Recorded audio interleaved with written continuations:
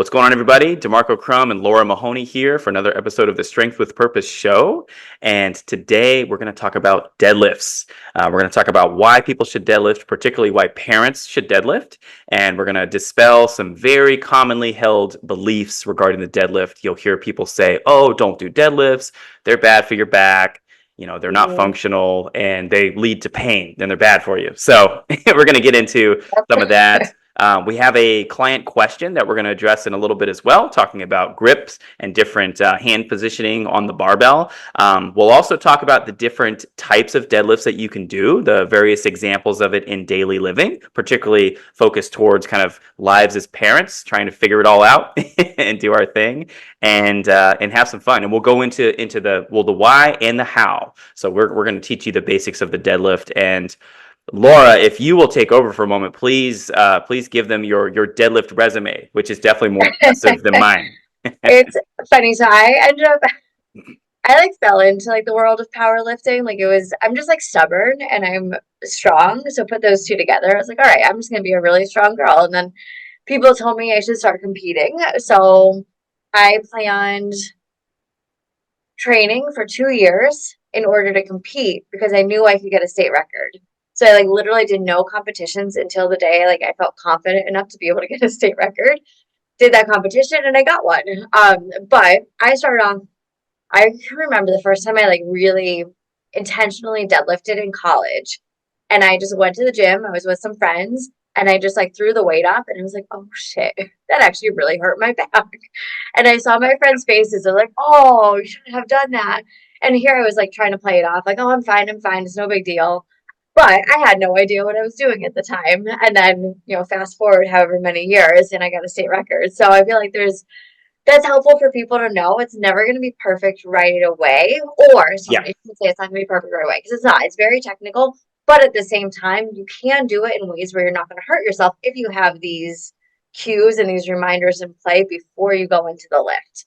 And then, so I went from basically hurting myself on a deadlift, not knowing what I was doing, to getting that state record, and that was 305 pounds. And I think that day specifically, I was like 111 pounds. And for anyone watching this, I'm 5 feet tall. Wow. So that's like why I'm short and compact. Yeah. Yeah. So that was pretty exciting. And then my max ever was 315, and I was probably closer to like 117 pounds at the time. And then I think both those times I did two different styles of deadlift. One was conventional, one was sumo. That's awesome. So the 315 at a body weight of 117, that's 2.69 times your body weight. Ladies and gentlemen, that is a lot of weight. That is very impressively strong. And then you said 305 at a body weight of 111. Yep. That's 2.74 times body weight. That's amazing. That's really cool. And that a double body weight deadlift is already a really impressive goal. I try to, for most clients, like if they're into the barbell, I tend to kind of use that as a little bit of a goal. Like first we'll get to body weight and then 1.5 double. Once you get to double, that's pretty gangster. And you start exceeding that. That's amazing. I mean, you start 2.74. You're starting to think like, oh, I could pick up 3 Lauras, which is really, really awesome. Yeah, it's pretty cool. My niece actually at the time, she was like 4 years old. So we used to measure it in terms of Natalie's. Like how many Natalie's is it? Yes. Yeah. That's amazing. I guess that's a good segue into like what we're gonna do today, like of like being a parent and deadlifting, why it's important because you have small kids around you all the time. Yeah, absolutely. And I'm gonna tell you my max deadlift number, which is not as impressive as Laura's, but so it'll be funny. But I pulled 410 at a body weight of 170. So I just did the math on it. It was 2.4 times body weight. So still decent, still over a double. But man, north of 2.5 is amazing. That's really awesome. Thank you. It's funny. Ever since COVID happened, really, and I started working out from home, and then I got, pregnant pretty quickly after that, and now I have 2 kids. I kind of gave up like the world of powerlifting, and my son was maybe like a year old, and I was like, all right, I'm gonna get back to it, and I almost got to 300 again, but I was so tired. Like we didn't sleep the night before. mentally, I was just putting like way too much pressure on myself. Yep. Yep. I think I got to like 385 for 2 reps, and then I tried 305, and I was like, this is not doing it, not having it. So I kind of just like gave up heavy lifting, and I'm just like focusing on muscle building now. However, talking about this, I'm like, all right, let's get back there. I can do this again. There we I go. sleep early now. My kids sleep through the night, so it's definitely a possibility. Yeah, absolutely. And recovery is certainly key. That's a Yeah, big part of the equation. Yeah, I haven't touched a barbell in years. I just between again COVID, being a stay-at-home yeah, parent, I've been working out primarily at home. Lately, I've been going in. We have a really nice apartment gym here in our new apartment that we're in, and so they don't have a barbell though. They just have they have yeah, kettlebells, they have dumbbells, and they have other equipment. So it's a good selection, but they don't have a proper like a rack and a bar yeah. and stuff, which is okay. But it's still a good still good. Still good. It's so good, exactly. And that's I think the beauty of learning how to train and adapting to your environment and your surroundings is like Yep. I used to be like solely fixated on the bar. Like I couldn't work out if I didn't have a barbell. And now at this rate, I have adjustable dumbbells, I have bands, we have bars at home. Like we built a garage gym, which is pretty awesome. But at the same time, I'm not so attached to it anymore because you need to be flexible as a parent. Yes, I agree completely with what you said, Laura. By the way, we don't have to do it for this podcast, but I definitely want to see a tour of your garage gym. I want to see it. I'm always trying to Okay. draw inspiration. That's one of the things one of the very first things I'm going to do when we eventually buy a house in this insane market that we're in, Yep. is build out a garage gym. I've got some ideas for collapsible squat racks and various Yeah. things that I want to do. So I'm always looking for inspiration. So definitely would love to see your I'd garage. love to show it. Be really cool. So let's go into the why first. And Mhm. we'll go why, and then we'll go into kind of breaking down some myths and misconceptions, and then we'll go from there. So I'm excited for this conversation. This is going to be really awesome. So Cool. Laura, why should a busy parent deadlift? Why should that be a part of their strength training? Great question. So I'm a huge believer in building up like foundational strength in your body to just be strong, number one, because it's like really fun to be really strong, but also to mimic everyday movements and be able to live out your everyday life with a good quality of life where you don't have to worry about injury when you maybe, don't have perfect form in something like picking up your kid, for example. Again, this is busy parent life. And why it's important to do it in your life is because you're picking up kids and they're probably going to be like contorted in all these weird ways, like trying to get my son into the bath this morning Oh my because God. Yep. and this like just started recently and he's like 35 pounds and really strong. So being able to like hinge at my hips, bend over, pick him up as he's wrestling me and flailing his body all over. That's why it's important to be able to deadlift. So you have your foundational strength to be able to do the movement correctly and execute it correctly, but then be able to do it and adapt to it in your everyday life without the possibility of injury. That's a great answer. Yeah, and I agree 100%. And I think this is a great transition point as well. You mentioned bending down to pick up your son. Your son Tommy, who's like you said, 35 pounds. He's strong, and they're really like they really know how to throw their weight around at that age. It's kind of awesome, but also Especially when they frustrating. want to do something, yeah. Yeah, when they don't want to do something, yeah, it's real. Which always kind of gives me peace of mind, thinking like, oh, this kid would not be easy to kidnap. You know what I mean? They'd be like flailing around, I fighting and hope like so, yeah. screaming. This, you know what I mean? That's Yeah, always I always yeah, think of like the positive side of it. But that's fantastic. yeah. There are plenty of other examples of the hinge pattern, the hip hinge pattern, aka the deadlift, in our daily living. And now there's a bunch, obviously. What are a couple more that you'd like to list off really quick, Laura? So I'm gonna turn my computer Yes, and do go it. to my daughter's car seat. So my daughter she's 16 months. You guys can see me. She's 16 months. She's like 20 pounds. And we actually have to get a new car seat for her. She's getting too big for this. But this is heavy when she's in it. So deadlifting this car seat, right? I'm in that hinge position. My back is ready to go to pick her up. Before you just pick it up, I usually wrap one arm around Yep. it, and that's it. That's a deadlift in itself. And that's what we're doing all day long with our kids and the car seats and getting them into the car and getting them to transition from one, point A in the day to point B. Oh, the transitions. Yeah, right. So throwing that in the mix with my son like not wanting to take baths, we also have to do that to get him in the car half the time too, or get his sneakers on. But Yeah, really, like literally just picking up a car seat off the ground is a deadlift. And you can do it in a way where you're not like protecting your joints, you're not protecting your muscles or your body, and you could throw out your back by doing it. Or again, you can build up that baseline strength in your body to be able to just pick it up seamlessly and not think twice about it. yeah, yeah. No, I couldn't agree more. And just to piggyback off of that, bending down to pick anything up, bags of groceries, a Yeah, suitcase, a laundry basket. yeah. One of my favorite games that I used to play with Vivi. We don't have laundry like traditional laundry baskets anymore. We have like the taller Oh, we do too, yeah. hampers, but we used to Yep. have the old school plastic baskets. And our favorite game was laundry train. Vivi would get in the I love basket, it. throw the laundry on top of her, Yeah. and pick her up, make some train sounds, and we came up with a whole game. It was, the parents' bedroom was called Boring Adultville. Vivi's room was called Viviville, and then we went downstairs for laundry, so that was Laundryville. So we would get up, go Okay. to the different stops. That was so But fun. that was a deadlift. I was bending down, picking it Yeah. up, carrying it, setting it down, doing so Yeah. safely, moving with the hips, like you said, in a spine sparing manner, and doing it in a ergonomical manner, in a way to again not get hurt. Because at that Yeah. time, she was probably about 30 pounds, 25, 30 pounds plus the laundry, and it's the weight's Laundry, out in yeah. front of you. So there's that shearing force obviously on your spine and your shoulders. So you want to make sure that you're maintaining obviously good alignment, and it's fun. That's a big I part was of gonna our say. of our life as parents. Is there's plenty of opportunities for play, and it's just it's kind of a random little example, but one wonderful way that we can have fun and play, but utilize our strength and our ability to move, in order to have these fun kind of moments. So Yeah. Yeah. And I could go on my soapbox about this all day long.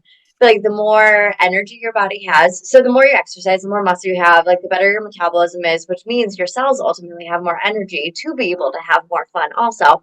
And like you want to have fun as parents. I feel like there's I don't want to go too much into this, but there can be such a stereotype of like being the tired, exhausted parent and just accepting it for what it is because it's so common and it's just like talked about like it's normal, but it also doesn't have to be that way. You can have energy, you can like freely play, and typically being absolutely. stronger is going to help with you and just feeling better as a person to be able to free play. But then when you're playing with your kids, you're actually just having a really good time with them, and that's what they're going to ultimately remember. They're not always, I mean, I hope my son isn't going to remember me yelling at him about the bath this morning, but I also hope he remembers that I was able to play monster trucks with him, and I'm able to like throw him on my back and just like carry him around the house. Hmm. um so I think it all kind of comes like full circle with that. Like, how do you want to live your life? What kind of quality of life do you want to live? How do you want to show up for yourself? How do you want to show up for your kids? And it all starts with this foundation.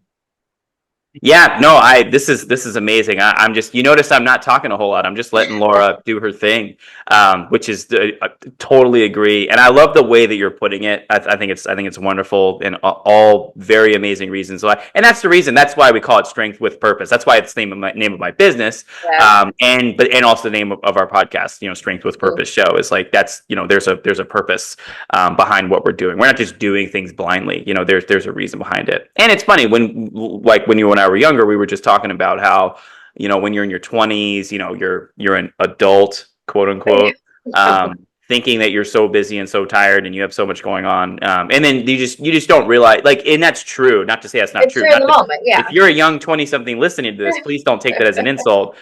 Just know that there's levels to the game. Whether you're ascending in your career, and or having a family. Not saying that you have to do that obviously, but it's the next level of Jumanji. That's what I keep telling Lauren every time Vivi hits a developmental milestone or we hit a new phase. It's like, oh, next level of Jumanji. It's time for the Yeah. monkeys to come in here and Exactly. wreck the kitchen.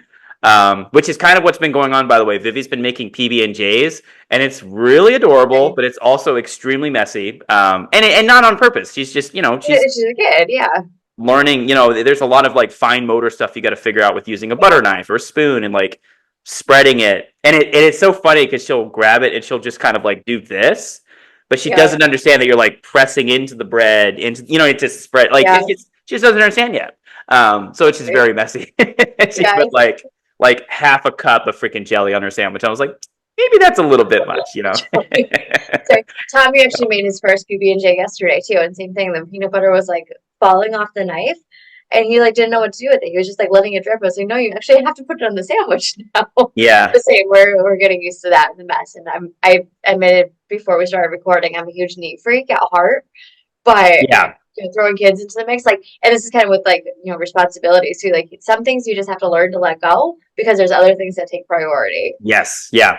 Oh, I couldn't agree more. Yeah, you cannot do it all. I mean, that's the whole thing. Yeah. And to bring it back, obviously, to strength training, you've gotta choose movements that are going to give you the biggest ROI, the biggest bang for your buck. And Yeah. deadlifts are definitely one of them, Yep. because we've just given you a bunch of examples of the deadlift in our ADLs, activities of daily living. Yet again, literally anytime you bend down and pick something up, that's a deadlift.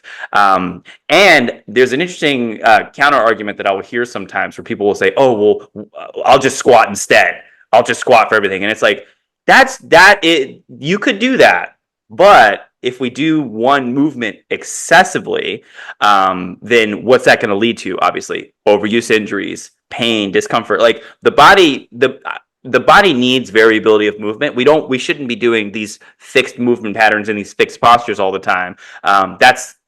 That's what leads to a lot of injuries that people don't realize that. That's why you see athletes, for example, they're really good at what they do, but their bodies, from a general standpoint, you would say they're dysfunctional. Like shoulder mobility of a pitcher, they've got amazing external rotation, obviously, in their pitching arm, but nowhere near the same in their non-throwing arm, which again, that's more so sport versus health. We're talking to people obviously about health, longevity. Again, showing up like you said as your best self for yourself and your family. So into the deadlift, we just talked about more of like the why. What I'd love to get into next is let's get into the how. And Okay. I'm going to let you start, Laura. I would love to hear your process on this. I've talked about the deadlift a lot on this podcast over the years, and I'm certainly ready to do that again. But I want to hear you kind of coach up the deadlift. Like, let's say you've got a brand new beginner coming in. It's like your fitness orientation, and you're teaching them the deadlift. Where do you start? That's a good question. So learning from experience over the years too, I used to just kind of like throw people into the weights and be like, all Yes. right, like just deadlift, like just copy what I did. Obviously, that's not going to work for everybody. Some people do pick it up really quickly, but when we can break it down into these steps, you could start building up the physical cues in your own brain, the verbal cues, and the kinesthetic cues, the like how you feel it cues, to be able to put it all together into one. And some people respond to different cues better than others. So I think when you have like a wide variety of those cues and being able to say different things for people to be able to feel it better, it only translates that much more into being able to do it properly the first time around. So, for example, we can start off with like a really, really light weight or no weight at all, right? You just focus on the initial movement pattern of the deadlift. And what I always like to tell people is, number one, you're picking dead weight off the ground, technically, right? It's like there's different types of deadlifts where you start with the weights at your hips or at your sides. Yeah. That's fine, but ultimately a deadlift is picking dead weight up off the ground. It has no momentum in it. It's this fixed weight. It's stuck to the ground. So you actually, number one, have to know how much weight you're picking up. And you have to be mentally and physically ready to pick up that weight. And then from there, I'd say brace your abs, drive your heels into the ground, make sure your back is super straight and really tighten up your body to brace your body to be able to initiate the movement. And then from there, you just pick it up. But kidding. But you also just want to make sure you maintain that tension throughout your body the entire time. And then even going down, you still want to maintain that tension throughout your body. It's not just like you pick it up and then you like throw the weight and it's like it's all over. You also you actually build up a lot more strength too on the going down portion, on the eccentric portion, as you're lowering the weight, because you're controlling the weight so much. So you're still using muscle fibers to be able to lower that weight back to the ground. So keeping that tension, keeping that good form, doing the reverse of what you just did to pick it up. And then, you ultimately bring that weight back to the ground so it's dead weight again. That's great. I think that's an awesome. Oh, go ahead. What were we going to say? No, I was going to say that was a really long explanation, maybe more technical or intuitive than I meant to be, but good. Yeah. No. I think that's awesome. I mean, and you really touched on if one were to follow all of the advice that you gave them, and let's say they, I always try to layer things. So obviously, if you were talking to, let's say I was your client, I was like your brand new client, you wouldn't say all of that to me like right before I was going to pull. Right. Obviously, we would set up, you would explain it, you would demo it. We would do like 1 or 2 cues at most, and then we would just layer things. You know, I'm sure you. I know I would that do the same you and thing. I Yeah. coach the same way. I know because that's Yep. the reason you're on this show. Is because we have Yep. similar values as coaches. But I will say, if you stop listening right now and you just replay and re-listen to what Laura just said, and you apply it, you'll have a strong, safe deadlift. I mean, that's the truth of it. She's exactly right. You know, breathing, bracing, all that good stuff, standing up, maintaining that control on the way down, because that's where a lot of people get hurt on a kettlebell swing as well, by the way. Yep. A deadlift, anything where the hips are involved, people, if you come crashing down, you're like, okay, I'm all done, and then relax. I mean, that's where people really jack their backs up. I've seen it many times. So that's one thing that that I teach when I'm teaching the kettlebell deadlift, the barbell deadlift. Just like Laura said, there's a lot of different types of deadlifts, but at the end of the day, a deadlift is a deadlift. It's a hip hinge. We are hinging through our hips. We're standing up and we're extending our hips. We're using glutes, hamstrings, obviously as the prime movers. We'll get in a moment. We'll get more into like your core, your lats, your feet, your hands, your shoulder blades, and all that good stuff, which is going to be really fun. But yeah, just that was an amazing breakdown, and hopefully, you know, again, I would love to hear from all of you, by the way, in the comments. Feel free if you have questions, if something doesn't make sense, if you need something demoed, you can hit us up, obviously, on here. You can message us on Instagram. You can hit me on IG, you know, at Strength with Purpose, or what's yours again, Laura?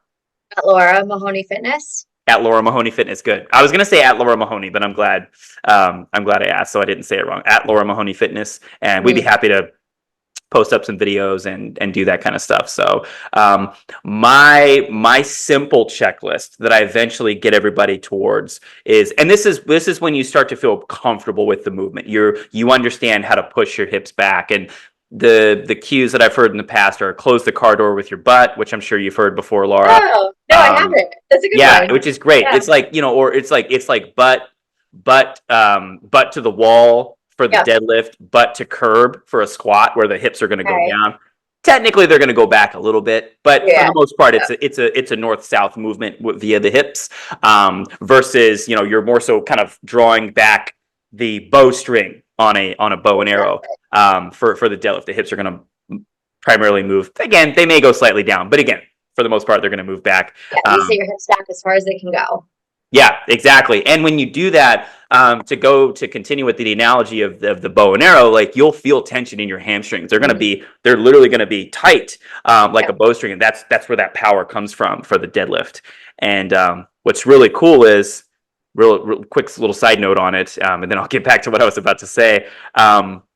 The deadlift, particularly a heavy deadlift, it is technically a slow movement, particularly when you compare it to like a kettlebell swing. So they're both hip hinges, and I always say that they're on kind of each end of the spectrum. The deadlift is, you know, you're going to pick up this really heavy weight, maximum tension. You're going to get as much of your body involved as possible. Now, your goal is to lift it as fast as you can, but it's much slower, obviously, than a kettlebell swing, which is going to be much more dynamic and explosive. But to come back to what I was about to say, once you feel comfortable with hinging through the hips, maintaining a flat back, keeping your chest up, which is this is stuff we're about to get into, my simple checklist is breathe, brace, lift. So those are the things that I do once you have all the other stuff figured out, where your feet are going to go, where your hands are going to go, and, you know, again, what you're lifting and how much tension you're going to need, all that stuff. And that's going to come with time, obviously, in practice. But that's my simple checklist: is breathe, brace, lift. And basically, you take air in, pressurize that core, activate your lats, get everything locked in, your feet pushing through the heels, just like Laura said, and then from there you lift. And it's not over until the weight is down the floor. So that's I know Laura said that. I just want to say it maybe a little slightly different way, but communicate the same message. When you're up at the top lockout position of the deadlift, you don't just slump down with it. You still push the hips back. You're hinging back down through the hips and setting it down. Then you're done. So when the weight is safely parked on the floor, you're done. And the really cool thing about the deadlift is you can micro rest in between each repetition. So if you're doing a set of 5, 10, or more, not that I would do that for most people, but especially not for powerlifting. Is too much. But you can, and we'll talk more about this in a moment about, touch and go deadlifts versus like deadlifts. Yeah, yeah, And it's like you can reset each time, which is that's one of the things I love about a barbell squat. Like it's on your back, and it's on yeah. your back until it's back on the hooks. So you definitely like you can't fully relax at the top of the squat, or you're gonna get wrecked, obviously. But we'll save squat for another day. Um, breathe, brace, lift is my simple checklist. What would you add to that, Laura, if you were to go deeper into it? That's a good question. To put it simply, I'm not gonna think well on the fly right now to put it simply. Um, I think I would add for all people, women specifically, or that have had babies, is engage your pelvic floor. Really like think about that as well as you're doing the movement, because that's where I think, lifting weight off the ground or kind of having your legs even in a slightly open position is like a pretty vulnerable position, especially if you just had a baby and you haven't worked on your pelvic floor and it's not that strong yet. Yeah. I would like really, really throw that in for most people to be able to say like engage your pelvic floor, which does go along with what you just said, but that's going to be like a hidden secret that you're not going to realize, and all of a sudden, like if some like a mom's pelvic floor is weak, they're probably going to pee their pants because they weren't prepared for that. Yeah, no, absolutely. And I'm going to take this moment to shout out the Metabolic Mom Method, because that is one of the things that Laura will teach you. Mm-hmm. It's how to train, activate, and really utilize your pelvic floor. So obviously she has firsthand experience Yes, of I do. which is Yep. really wonderful, and of course the background experience and knowledge to be able to help people. So if you're a mom and you're wanting to get into lifting and you're not sure where to get started, please check out Laura's Metabolic Mom Method. I will have a link below, and she's definitely the person to go to. I definitely could help you with that, but not in as much detail as what Laura would be able to do. So I can teach you how to deadlift, but if you have pelvic floor stuff going on or something you want to focus on, definitely go see Laura about that, because she's the go-to person. I think what I would add to what we're saying is the core. A lot of people, they tend to get a little confused with core activation, core training. What is your core? What does it do? And kind of how to put it all together. Because when you're first starting off, it's a lot to learn. I mean, if you So read much to think about. Yeah. it's so much to think about. And I will give a quick mention to an amazing book. Laura, you would love it as well. It's called Deadlift Dynamite. It was written by Pavel Tsatsouline and Andy Bolton, two powerhouses in the strength training industry. And kind of cool, because one guy is more of a kettlebell guy, and the other guy is it was a power lifter, a world record holding powerlifter at one point in his career. And they go into all the details, like your feet, all the stuff that I kind of brushed on, for a brief moment, but they go really deep into it. Deadlift Dynamite, amazing book. Highly recommend you checking it out if you want to learn more about, particularly if you want to go into competing and you're trying to get that extra couple pounds, on there to PR. So if you're not wanting to go that far into it, that's okay. You don't have to read it. Nerds like Laura and I can, in a safe way. That's all that matters to we you. can we can dig in, because that's really our job. Really is to collect all of this information and distill it down into useful bits for you guys, for you ladies and gentlemen. So the core. When I think about your core and what it's supposed to do, and Laura, feel free to jump in and correct me or add or anything. But what I think of it is the core's primary job is to stabilize the trunk while we're moving. Basically, while you're moving your limbs, particularly. Now, there's also times with like a plank or other movements where it's a stationary position where the trunk is stabilizing just to maintain a position, a fixed position, a stabilized position. But in regards to strength training, athletics, daily living, the core's primary goal is to generate tension in the trunk to stabilize it so that we can then move our limbs, so that we can generate power, produce force through our limbs. And that's what a deadlift is. So the visual that I like to use is a soda can. I cannot take credit for this. This was Steffi Cohen. Steffi Cohen posted I like her, years yeah. ago on Instagram, so I can't take credit for it. But she posted two soda cans next to each other, and one was a soda can that had been crumpled up, like it had been crushed, and the other one was just a regular soda can that was still, all the way expanded. It had not been crushed. And the simple question was, which of these spines would you want a barbell on top of? The crushed can that's bent, and uneven, or the one that's stable and tight. And it's a Hmm. no-brainer, obviously the one on the right that's stable and tight. And that's really what we're looking to do. And through breathing and bracing, that's how it's done for stabilizing. We'll talk just the deadlift today, but this also applies into all the other exercises. Every exercise, Well, yeah. there's nuance and all that stuff, but this general principle of breathing and bracing and really activating the core musculature is the name of the game. It's how you get really strong, and most importantly, stay safe and protect your lower back. And one of my favorite cues that I learned, shout out to one of my coaches, Phil Scarito, who taught my kettlebell certification course a couple years ago. He had this really cool tool. We took a resistance band and we wrapped a resistance band around our midsections, like around belly button level, cinched it up kind of tight, not super tight where it's gonna, cut all your airflow off or anything, but tight enough. And then we breathed into the resistance band, and basically we were taking a breath. Now Laura competed in powerlifting, so she understands this because that's what you're doing with a weightlifting belt. Mhm. That's a lot of people don't quite understand the belt. You think like, oh, the belt's going to protect my Thinking back, and ahead, it's like yeah. if you use it the It right was way. to know how to use it properly, yeah. Yeah. And So, fun fact, anyways, I've only used a belt once in my life ever. yeah, yeah, no, exactly. Yeah, I don't, I Breathe don't, I don't before. use one. But anyways, we took the resistance band, wrapped it around, and they said, okay, now breathe into the band. And what Mm-hmm. we did was we breathed, pushed out with the ribs, with the midsection, and then immediately felt all the core light up. The abs, the obliques, the erector spinae, everything lit up, and it's forming that cylinder. Is what we call it. Tightening up the cylinder. Um, Right after that, we went in to go do a deadlift, go do a squat, go do other barbell lifts, and just the core we already felt it, and we knew how to activate the core. And I just did that cue with a couple of new clients recently, and it was amazing how quickly it worked. I was really blown away. They're like, "Oh, that's what you mean," because a lot of people think that you're activating your core. There's a lot going on. The bodybuilders in the 60s and 70s were doing those stomach vacuums. They were trying to basically touch their spine with their belly buttons. It was an aesthetic, right? They were trying to make their waists as small as possible to then make their shoulders and chest and back look as large as possible for proportion's sake. And I'm not knocking bodybuilding, by the way. I very much respect people that train in that arena because it takes tremendous dedication.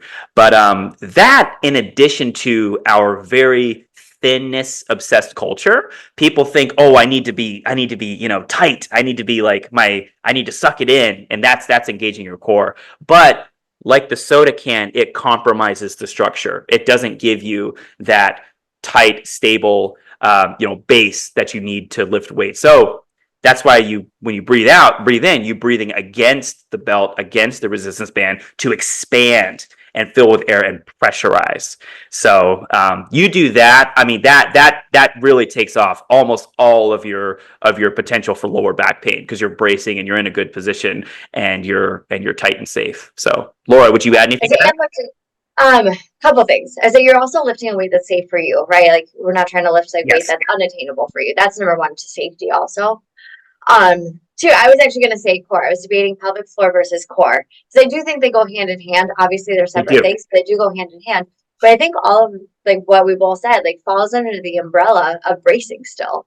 It's breathe, brace, lift. Those are your cues. And I think all of this still goes under bracing, but there's so many aspects to bracing because you have to think about bracing your entire body.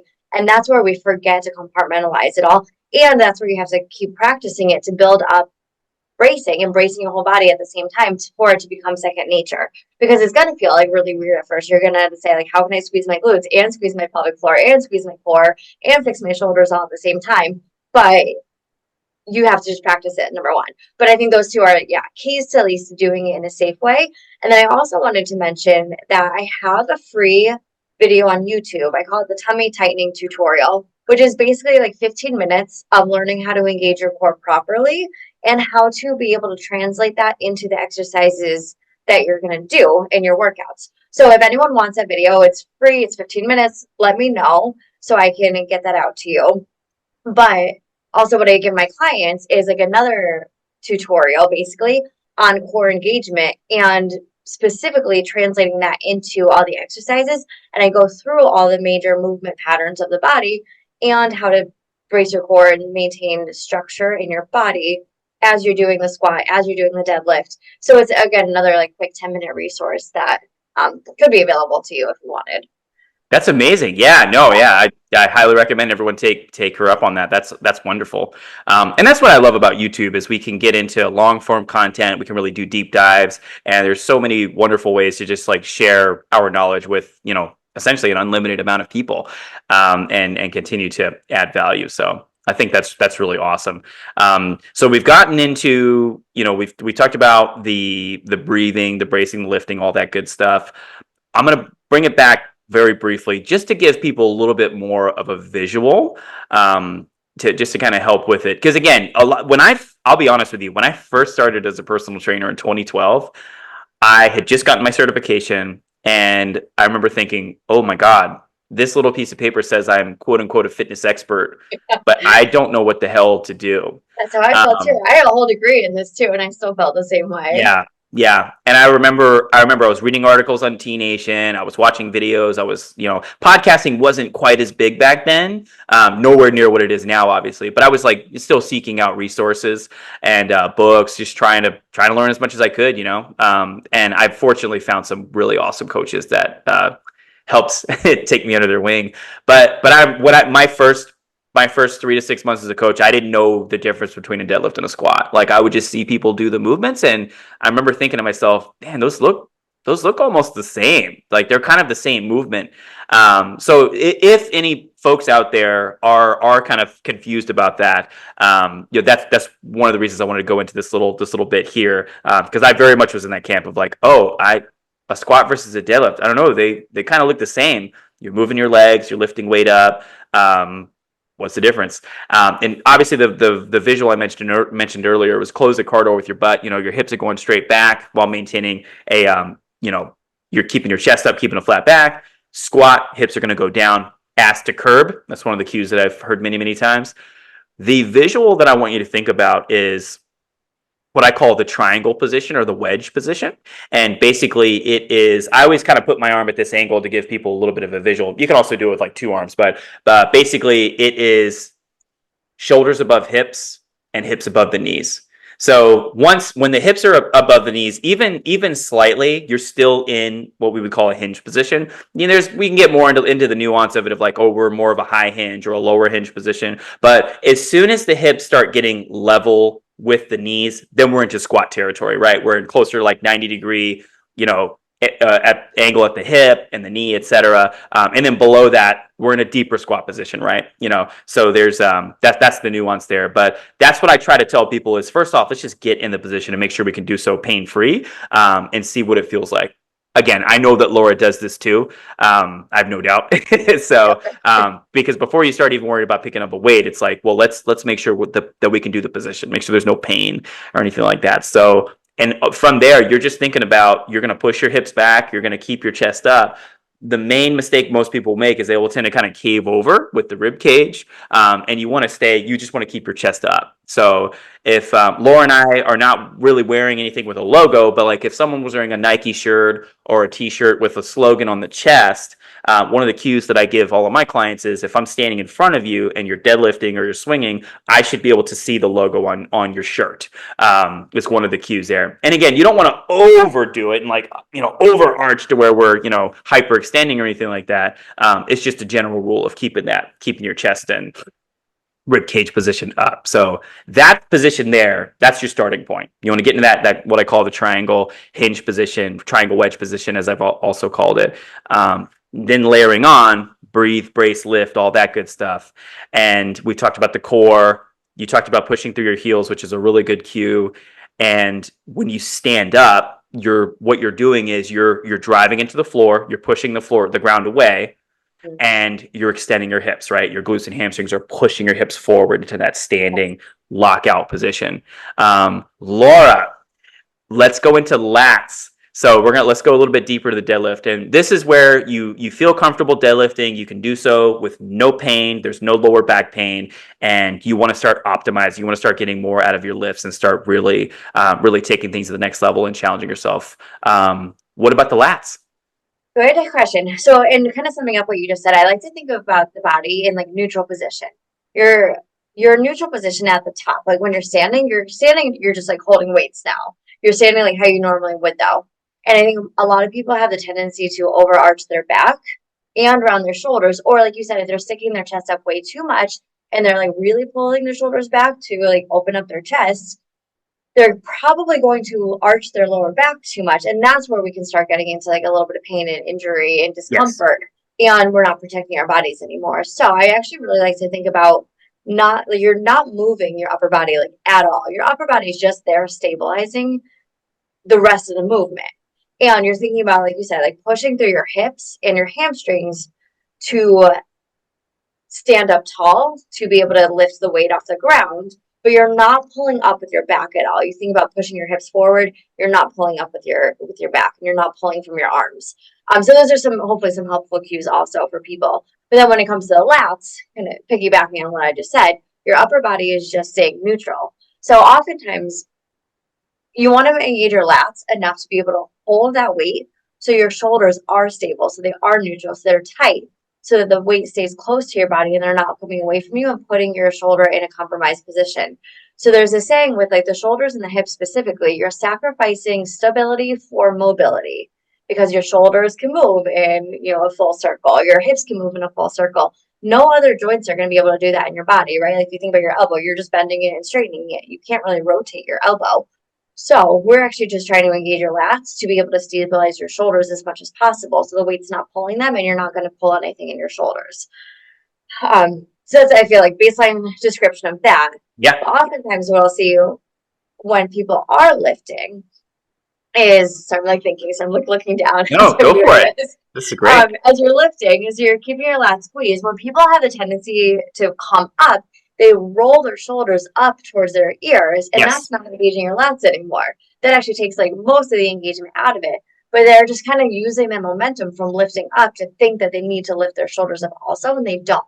So that's like probably one of the bigger cues that I have to tell people consistently, at least for a while in the beginning, is you're just like, again, your shoulders are just staying in that neutral position as your lats are staying squeezed. When you come up, your shoulders don't want to be close to your ears at all. They want to be as, I don't want to say as far away as possible from your ears, but within reason, as far away as possible from your ears. Yeah. Be able to maintain that lat engagement. And that's when you know you're doing it correctly. The second you start rounding your shoulders, whether you're bringing them up, you're bringing your shoulder, like the head of your shoulder forward at all, that's where you're again compromising your shoulders a little bit more. So hence why it's important to maintain lat engagement and to be able to really like dial in on that first before you try lifting heavier weights and building up the strength in the movement. That's wonderful. I couldn't agree more. And just a quick deadlifting story, actually, regarding the lats. When I first started working at the BSC in Wellington, I was pretty decent at deadlifting. I could pick up 3 plates, which was pretty good. Pretty, it's not like nothing world shattering or anything, but I felt pretty good about it. And Yeah, it is. hanging out with my colleagues, and shout out to Mike Conway, one of my Yeah, very good friends and amazing coach. And he really taught me so much more about the deadlift than I even thought I knew. And but I had never learned about lats.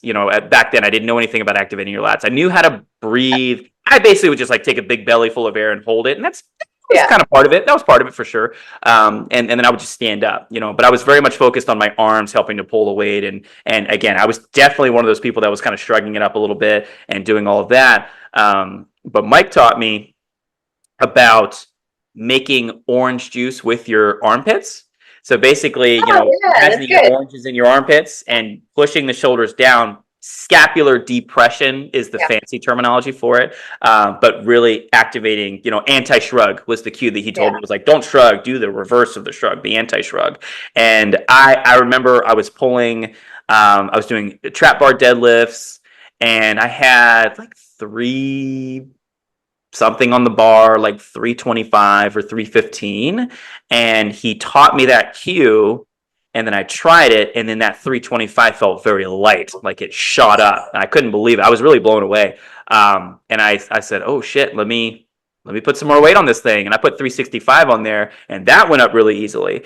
And then about a month or two after that, I did my first tactical strength challenge with Strong First at the place is not there anymore, unfortunately, but it was the training room in Somerville. They moved Yep. locations, but I pulled a 405 deadlift for the first time ever, utilizing that cue in addition to the other stuff that I had learned. So it essentially added, 80 pounds to my deadlift, which is honestly pretty bonkers, Yeah. In a and really short period cool of time too. in a short period of time. Yeah, I mean, there wasn't much train. I mean, there was a little bit of training, but Yeah. but at that point, it was just like one little change can have a really powerful impact, which is really amazing. So when I to give people a little bit more of a visual of what we mean by that. So if you're standing, you think about kind of pushing your shoulder blades down, that's going to really activate those large muscles of your back.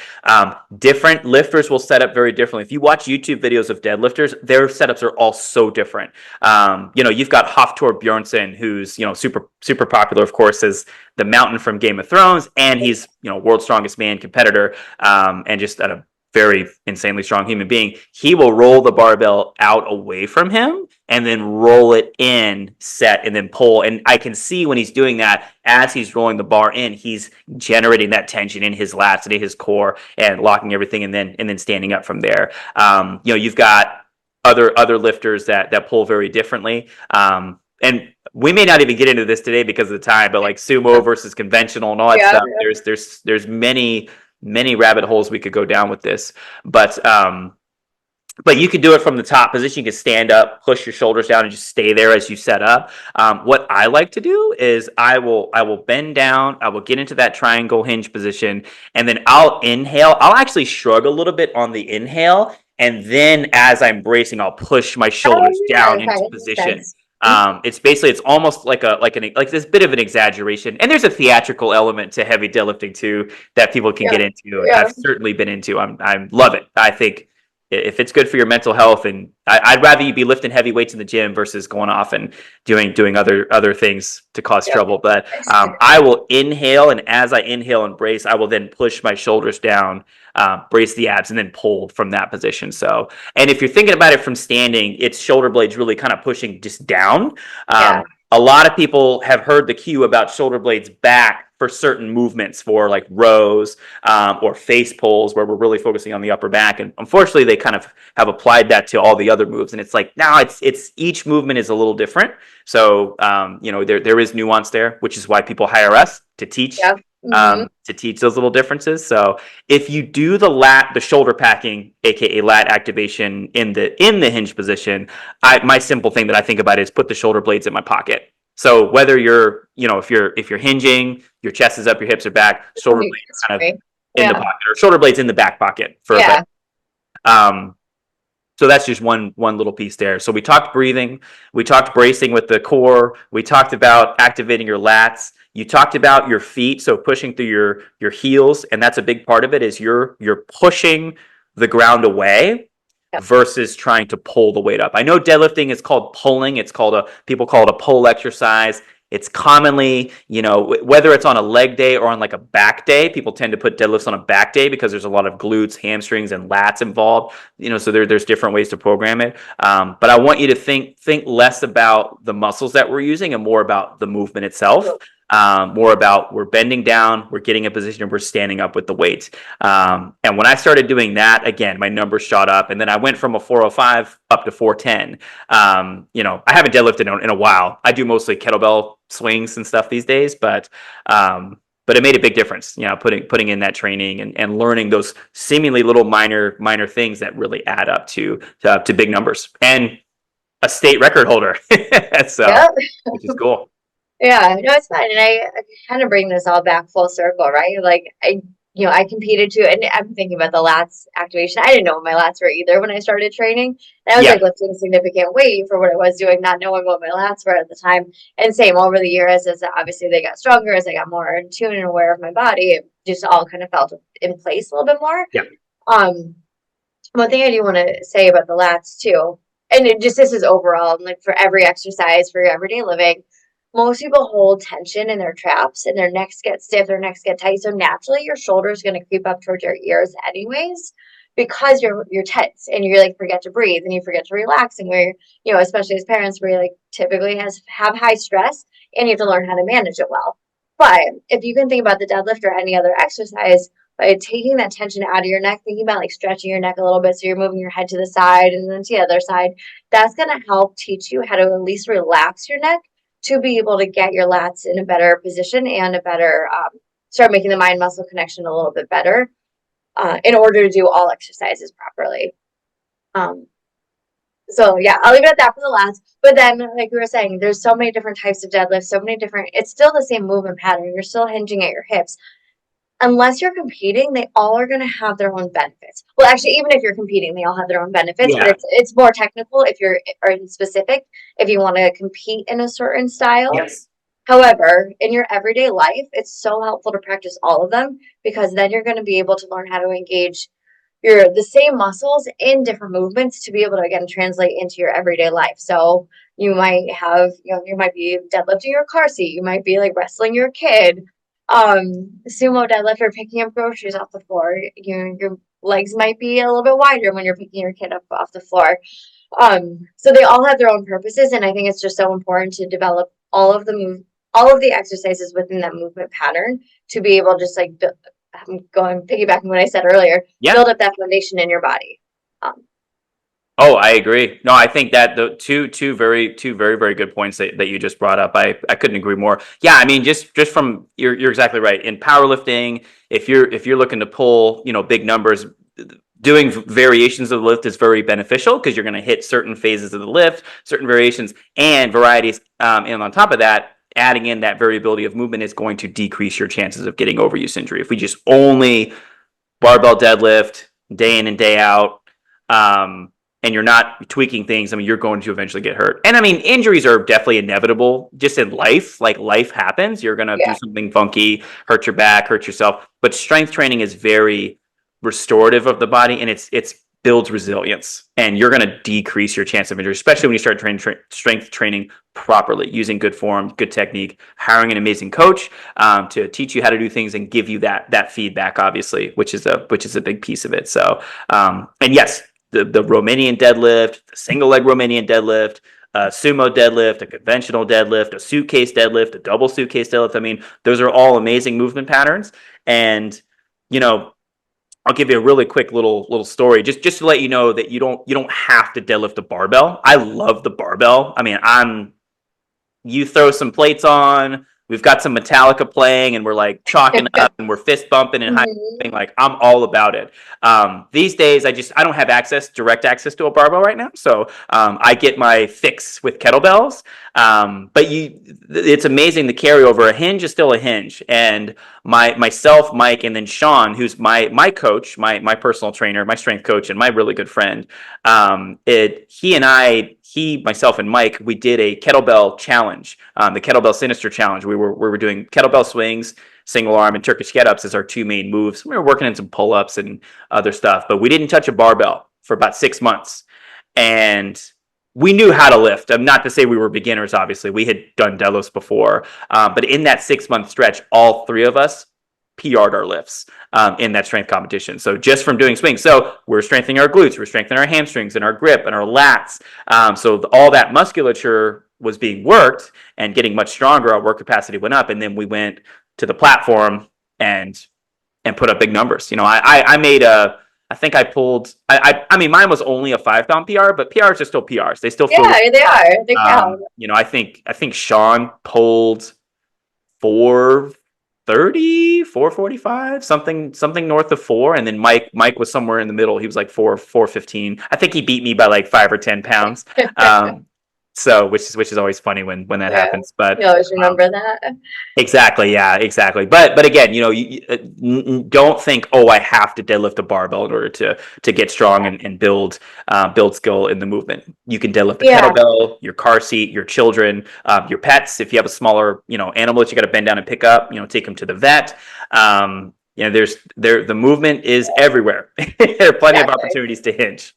Exactly. No, and it's fun to think about it. Well, I'm also a science nerd when it comes to this too, and so are Yes. you. But it's fun to think about like how, building up the musculature and the resilience by doing something in a gym or in a structured workout can literally make your life better. And I always, go back to the example of like how strength training impacted my life. And I like didn't really realize like what I was doing when I started lifting, when I started Yeah. working out. But one summer I couldn't walk across like wet rocks on the beach, like the jetties, like I couldn't go into the water. I was so Yeah. nervous to like walk on those rocks. Then I started lifting, a year went by. The next summer I was back out on that same jetty and I was like bouncing from rock to rock. And I had no idea that was gonna like happen.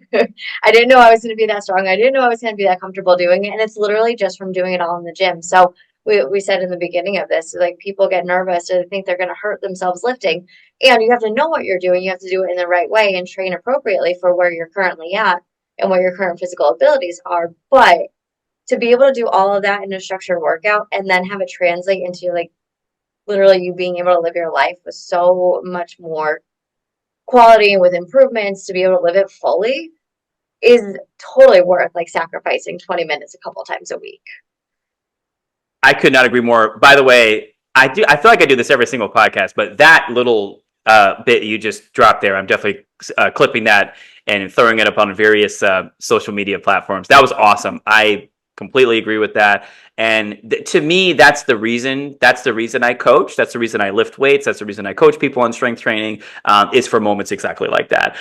The ability to go do your activities of daily living, go do fun things, and I think it's just incredibly powerful when something that was once scary, you're worried about like your ability to move your body and for your body to perform the task that you needed to do, and then the next time around you're like, oh, I can handle these rocks. This isn't that bad. My legs are strong. I've got good balance, coordination, stability, and all that good stuff. I love that. That's really awesome, and I love that message continuing to come through in this podcast, particularly for women, because we're fighting hard against the matrix. There's a bunch of amazing content creators out there doing great work, but there's still that feeling. I talk to many women, and there's still that initial apprehension and feeling of not belonging in the gym, Yeah. feeling very much like it's a boys' club, like it's for men only, and that feeling of intimidation. And I love when we flip the script and we flip the switch on, and it's like, no, these first off, these weights don't really care what your gender is, by the way. Mhm. They're just weights, right?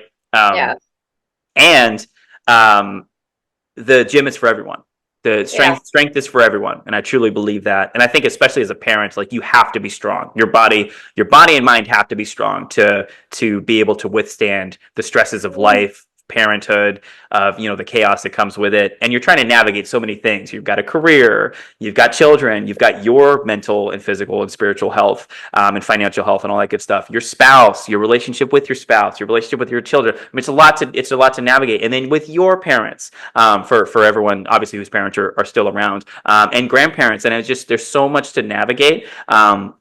I agree. 20 minutes a couple times a week is it doesn't seem like a lot, but it could really get really change your life. I mean, Yeah. I love that. Yeah. And it's funny, you say 20 minutes doesn't seem like a lot. When you're saying it out loud, it doesn't seem like a lot, but it sounds like a lot when you're not used to it. And That's that's, I true. think, that little bit of a hump that people have to, make that commitment to themselves. Say like, this is what I'm deciding for my life. I'm committed to this, so I will sacrifice those 20 minutes. And eventually sacrificing those 20 minutes turns into like, oh, I'm looking forward to those 20 minutes, or it's just part of what I do. It's routine, and that makes all the difference. And then one, thing that I found being a female in, lifting in gyms all the time is like you said, like the weights don't care. Everyone's just there doing their thing. But and like, I worked in a male dominated industry. I was like Yeah. one of two females maybe working on a staff of like 20. Um, but being around men constantly really opened my eyes to be able to say that men are so supportive of you. Like my gym communities, the men and women that were in my gym communities, but the men especially were so supportive and hyped me up probably more than anyone else did. Um, so that's food for thought for anyone that's Yeah. like scared to go to the gym. And like I developed such a good support network from being a woman in the gym and really just showing that I wanted to learn. It wasn't like I was perfect at first. It wasn't like I had an ego at first. It was just like I was willing to learn. I was willing to like communicate and have conversations. And then I have, some of my best friends from that. Yeah, no, and that warms my heart to hear that truly, Laura, because that's how it should be at all places. There, of course, are toxic people. There are bullies everywhere, not just in the gym, Yeah, but exactly. but that's awesome. That and knowledge is power. So once you learn how to do something, I mean, so no one can take it from you. If you know how to deadlift a weight, like you know how to do it. And my favorite thing to see is when a client comes in, and it's not always a female. I don't want to stereotype too much, but Yeah. just anyone in general who doesn't feel comfortable. But most of my clients are female, so I'll use that example. When they come into the gym for the first time, they're looking around. They're like, "Oh man, there's a lot of stuff in here. What is all this stuff for?" Like it's just like it's like a buffet, and you're walking in, you're like, "Oh my god, I don't even know where to start." Yeah. A month, 2 months, 3 months, a year plus later, at some point the switch flips and they walk in and go, cool, I know how to use that. Oh, that's a Yeah. TRX, that's a squat rack. Okay, here's my workout. So I use this station for this movement, then I can go here. Ooh, that's taken. Oh, but I know this other variation because Exactly. DeMarco Yeah. taught me this or Laura taught me this.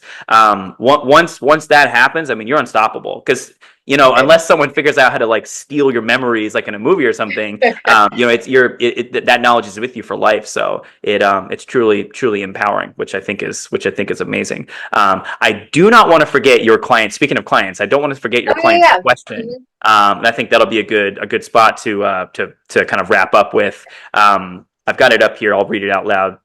Okay. We did a Q&A poll on Instagram yesterday, and I was told people, hey, if you have any deadlift questions, let me know. And one of Laura's clients said, why is it important to lift with one arm pronated and the other supinated? Always learned to lift this way, but never the why. Just curious. And just so I make sure that everybody knows what we're talking about, we're talking about a barbell deadlift, or a Smith machine. I mean, it could Yeah, be a yeah. bicep, but a A barbell. bar. Your hands are Yeah. on a bar, Straight bar. and Yeah. you've got one hand that is in what we call an overhand grip, and then one hand is in what we call an underhand grip. Just to give people that kind of a visual. So one is over, one is under. Laura, I'm going to let you take this since it's your client. Yeah, and I already responded to her too. I couldn't wait for her to have the That's recording of good. this. Yeah. Yeah, I was wondering if she's like, oh, are they going to answer my question? Yeah, I guess you have to wait. You have to wait 2 weeks. Yeah. Um, no, so I told her right away. And so my belief, and maybe there's more technicalities to it than I even know. The alternate grip is what we call it, one overhand, one underhand. The alternate grip is to lift heavier weights and have just overall better grip strength Yeah. to the bar itself. When you have two overhand hands, so pronated grips, whatever you want to call it at this rate, that's going to work your forearms a lot more. So it's going to be a little bit harder to lift your max weight. Yeah. Yep. Nope, that's exactly right. Yeah. No, Yeah. and If you have anything to add, go for it. But no, I mean just a couple things. I mean that's very very true, and literally the exact same thing I was gonna say. My rule for myself with the barbell deadlift is I go double overhand or the pronated grip, as long as I can, and then I switch to mix when I have to. And that's typically only if I'm training for a competition, or if I'm testing my max. I mean, 9 times out of 10, if I'm just training and I'm sticking in that kind of like 65 to 75% of one rep max range, a weight that's challenging but manageable, I'm typically going to stay double overhand. But yeah, I mean, competition, it makes a big difference. yeah, When I pulled my 405 and then my 410, I had the double overhand grip, or excuse me, the mixed yeah, grip. it's good for you. And one thing that I will say is, depending on how much you're deadlifting and how much you're deadlifting heavy, one piece of advice that I got years ago was to vary your hands if you're doing that. Because if you're the advantage, of course, you've got more stability in the bar. It's harder for the bar to like, just because it's easier to roll away from you if you have double overhand. And again, we're really working those flexor muscles of the forearm, the muscles that bend the fingers, to curl the fingers in. And the wrist in. With the mixed grip, yes, it makes your grip stronger. It helps you have more stability. But with that other arm being supinated, we're putting a lot of shearing force and pressure on the bicep and the bicep tendon. So the belly of the bicep and the bicep tendon, which is okay. I mean, to a point, we just don't want to overdo it. So if you start to do the mixed grip, just make sure you're switching. I usually just if I'm doing, you know, 4 sets of 5 or whatever, I just alternate. I do one way, the other way, and you'll notice one's going to be stronger than the other, and that's totally normal. But try to hit both, just so that we don't start putting way too much pressure on that bicep and that bicep tendon or the shoulder, on the one side, because it could potentially lead obviously to injury. Yeah. I'm gonna fully admit I have kept the same grip for pretty much every deadlift. I don't switch It's my okay. hands. I always do alternate. I know that though. I know it's not ideal and that you should Yeah. flip it, but I also just feel so much more comfortable doing that. But I'm Yeah. also a firm believer in building up strength in other exercises too. So it Oh, does yeah. create like balance in all ways. So even if you're like me and not as comfortable doing overhand grips or switching the alternate grip, the deadlift isn't the one all be all with it. So you could Yeah. practice creating balance in other ways too if needed. Yeah, in Laura's defense, Laura was talking about training for a record, and that's very different. We're talking about performance in a sport Right. or in a task, Yeah. and that's very different. That's where there's that continuum. There's health versus performance. Now, Yeah. to a point, we can train for kind of both. We can find a nice little balance between the two, but at some point, you're going to start prioritizing one or the other. Generally speaking, you look at, a classic example obviously would be like Drew Brees, for example. Future Hall of Fame quarterback, Super Bowl champion. He can't throw anymore because his throwing shoulder is so screwed up. He Yeah. can't, like, I heard him talk about this in an interview a while back. He said, after he retired, I mean, I think he was probably battling it for a long time, Yeah, it looks like it. anything. But the motion of throwing, his shoulder can't do it anymore. He worked his shoulder out too much. So that's where, but he won a Super Bowl, and he Yeah. is going to be remembered for forever as long as football is around. And all that. So again, that was for, like, we're talking about performance in a task and in a sport. If we start getting more into that quote unquote dysfunctional territory, like, if you're looking to do something huge, and win something or compete in something, that you may end up teetering on the edge there. And that's the choice that you have to make for yourself. Right, that's what I'm saying. Um, It's all a so choice. All yeah, choice. but again, if we're talking like health and performance, or excuse me, health and longevity, in addition to performance and prioritizing that, then that's when I would say just do the switching. Yeah. And funny little thing, classically people have thought about, like, kind of like dumbbell or barbell curls, like, are they functional? The conversation, I had an interesting conversation with one of my other coaches and mentors, and he said he was curling, he was doing dumbbell curls, and I was joking with him. I was like, bro, are you becoming a functional bro? We're working in some Mhm. pump work. And he laughed and he said, yes, but if you think about the position of the arm with the bicep, it's under a tremendous amount of tension.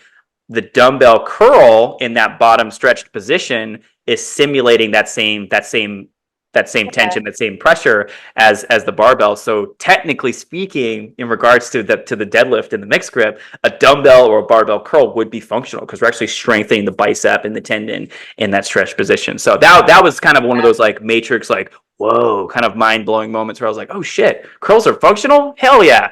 Exactly. So I was pretty fired up. I was like, well, that's really cool. And then obviously Making more pull ups girls. and, Yeah. yeah, pull ups and other exercises as well. Laura, we really went off on this. This was We did. awesome. It's funny going into this. I was like, I can't talk about a deadlift for more than 5 minutes, and here we Dude, are. yeah. Oh no, no kidding. And by the way, I know I think I asked you for this exact same video when the first time you were on the podcast years ago. Probably. Yeah. Uh, but the video, I would love your video of the deadlift attempt. I'm going to throw it in here somewhere for people to see it. I'll throw up my measly 2.4 times body weight deadlift. It's not 274, but it's still Mhm. pretty good. But I'll put those up so people can kind of see us doing the thing. And I think we should do, not necessarily very next episode of the podcast. I think we should do a little bit more of like a step by step incremental video on the deadlift, like probably a shorter video overall, but one where we film each little kind of part of it and then kind of put it together so someone can see the sequence. I still think this is a tremendous amount of value. I think if you really listen to this and really like take notes and apply it, I think it's going to be hugely beneficial for you. But I do think if we were to do one where we kind of like broke it up into segments and we gave them the visual, we can do like, because we can grab like a broomstick or something. And I like almost had everything set up to be able to do all that. I was like, I don't want to overdo it today, but I think that's perfect for another time to break it down. And then, for everyone listening too, there are, 6 major movement patterns of the body. Sometimes, Google says things differently. Sometimes there's 5, sometimes there's 6. But I think it'd be awesome to be able to go through all of those. And again, it all starts at the core. It all starts with like bracing your body and understanding what movement you're going into. And then we can do little tidbits about all of them. Yeah, no, I think that's great. Yeah, and again, I'm just going to say it now since she mentioned it. This 5 or 6 again. Google tends to give you different answers, but push, pull, hinge, squat, carry. Lunge. Yeah. Yep. Good. Okay, so carry. Sometimes, so maybe it's 6 or 7. Sometimes there's rotation in there. Yes. Yeah. But it's not always rotation. So 6 or 7. 6 or 7 or 10 or whatever. Whatever. But I will say, if you got nothing else from this podcast and you just got this push, pull, squat, hinge, carry, lunge, and rotate, if you incorporate those movements into your training week, not so much thinking about like one day. If we were to do all those movements in one day, that would be a lot. But if you break those movements up into a 2 workouts a week program, or 3 or 4, maybe 5 or more. Generally, I tend to go 3 or 4 for most people. We can talk more about this in the future, obviously. But if you're hitting those major movement patterns throughout your week, like you're checking off a lot of boxes. You're hitting all the major joint systems, muscle groups, and movements that you really should do to become a strong, badass, resilient human, which is going to make you a strong, badass, resilient parent and member of the community and person and human being. So that's awesome. Laura, this was great. I appreciate you being on with me doing this. This is great. And one of my favorite tidbits ever. You obviously know Tony Gentilcore. No, I don't actually. Yeah. Oh man, you should check his stuff out. I'm not as good with names as you are. That's I okay. live in my own little Laura Mahoney bubble.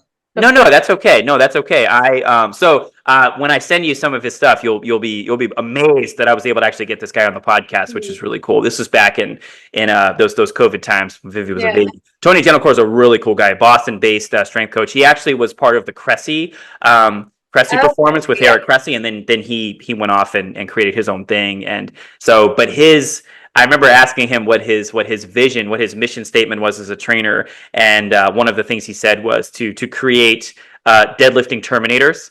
Have people show up to the gym and feel powerful, empowered, and just crush weights and feel good. And he's a cool guy. He loves hip hop and techno, and he's he's way stronger than me. So the music tastes are where similarities end, because he is in a much job. He's pulled 600 pounds. I mean, he's a very impressively strong human, but also a dad and a really cool guy. And he's done bunch of presentations. I've actually done some of his courses for some of my continuing education, which is really cool.